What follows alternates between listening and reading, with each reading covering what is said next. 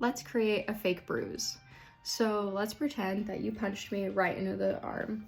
I don't know why you punched me, but I thought we were friends, but I guess I thought wrong. So because this is going to be a slightly bony area, the deepest level of impact is going to have a slight blue color and it's going to be a slight purple. I'm going to use this cream paint palette and I'm going to grab this blue and this red, yellow, and green, white, and black, and I'm going to put it onto this palette. Also took a cosmetic sponge and you want to tear it up like that. I just took my nail and just kind of picked it apart, and you'll have two. One is going to be for warm tones, one's going to be for cool tones. So you don't want to mix and match those. You want to keep them a little bit separate so that they don't blend into each other. For the first color, we will need to do the deepest level of impact. Let's say that this bruise is like 2-3 days old. So there's going to be red and purple in there. I'm going to go ahead and tap into this purple shade that I have right here. And you want to do like thin layers so that you don't lay on too much too fast. It's easier to add on than take away. So let's say it's a fist, so there's going to be a pretty big area right here. And let's say that when you hit me, the knuckles were the deepest level. So maybe it's more purple and blue right here. So we'll kind of create like a C shape. Bam. And then we'll leave it like that. We'll go and pick up our next shade. So the next shade is going to be this red that's right there. A little bit on the inside, outside of that.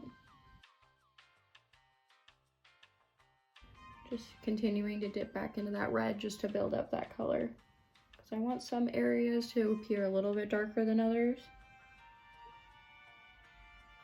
I think that gives it a little bit more realism to it. And then we'll pick up some of this shade right here, just a little pink. It's going to give it a little bit more of an appearance of being swollen. And we'll go ahead and place that kind of around this bruise. What I did is I took my other sponges and then I tore them in half so I could get in there a little bit easier. Take your sponge, your smaller sponge, dip it into that orange that we mixed up. That's what it's looking like right there. And I'm also going to tap a little bit into the yellow as well, just to dilute that orange a little bit. I also want to mix up just a little bit of green. That's the green right there. I'm going to take my other clean sponge. That's what we're looking like. Then I'm going to go right in the middle. Perfect. I'm going to go back with that sponge from previous, and I just want to make the areas that were dark a little bit darker. I'm gonna kind of like saturate those areas because sometimes bruises are really, really bright and bold and they have really interesting looks to them.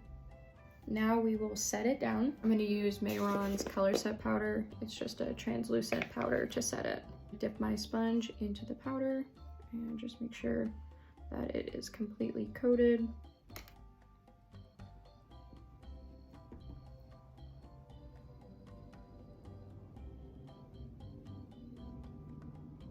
And we'll give this a nice powder because without it, it'll be shiny, and bruises aren't always shiny or ever really that shiny unless they're super swollen.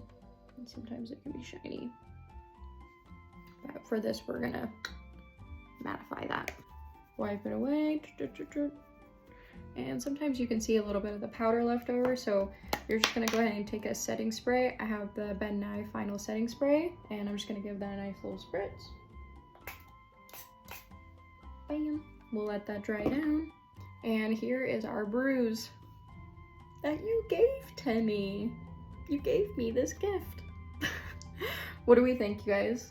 Does it look real? Does it look like you punched me? Huh? Bye, guys.